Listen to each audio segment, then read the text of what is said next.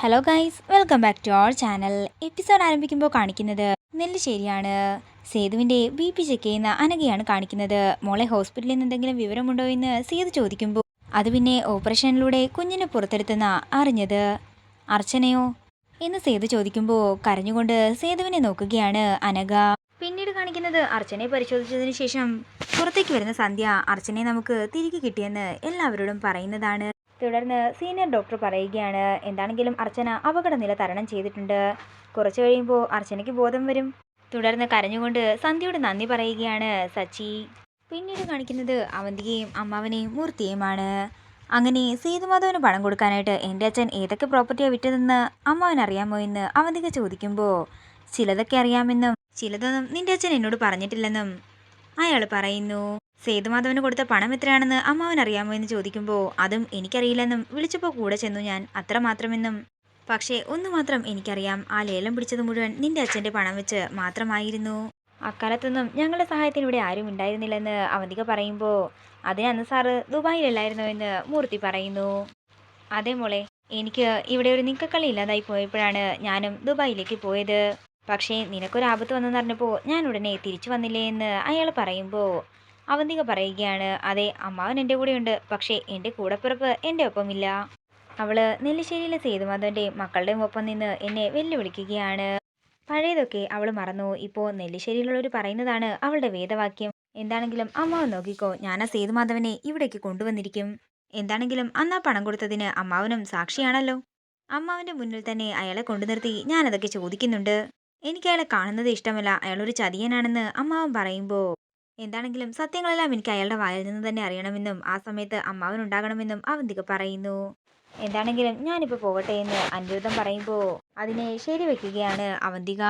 തുടർന്ന് മൂർത്തിയെ മാറ്റി നിർത്തിക്കൊണ്ട് അനിരുദ്ധം പറയുകയാണ്, അതേ മൂർത്തി, ഇവളുടെ ഓരോ നീക്കങ്ങളും എന്നെ വിളിച്ചറിയിക്കണം.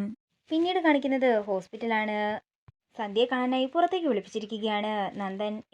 എന്തു പറ്റിയെന്ന് സന്ധ്യ ചോദിക്കുമ്പോൾ സച്ചിയുടെ അവസ്ഥ കണ്ടിട്ട് സഹിക്കാൻ പറ്റുന്നില്ലെന്നും നന്ദൻ പറയുന്നു. പക്ഷേ ഇപ്പോൾ അവരുടെ ജീവിതത്തിൽ ഒരു ഇരുട്ടനല്ലേ സംഭവിച്ചിരിക്കുന്നത്. അർച്ചന മരണത്തിന്റെ പടിയിൽ നിന്നാണ് ഇപ്പോൾ ജീവിതത്തിലേക്ക് തിരിച്ചു വന്നിരിക്കുന്നത്.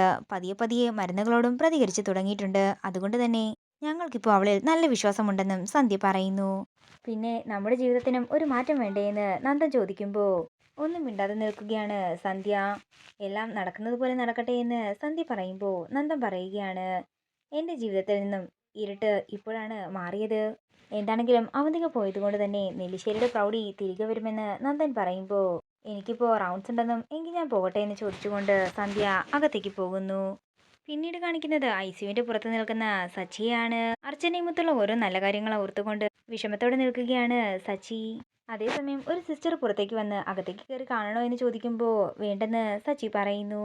അങ്ങനെ സച്ചി ഹോസ്പിറ്റലിന്റെ പുറത്തേക്ക് ഇറങ്ങാൻ നോക്കുമ്പോഴാണ് ലച്ചു അകത്തേക്ക് വരുന്നത്. സച്ചിയെ കണ്ട് ഞെട്ടലോടെ നിൽക്കുകയാണ് ലച്ചു.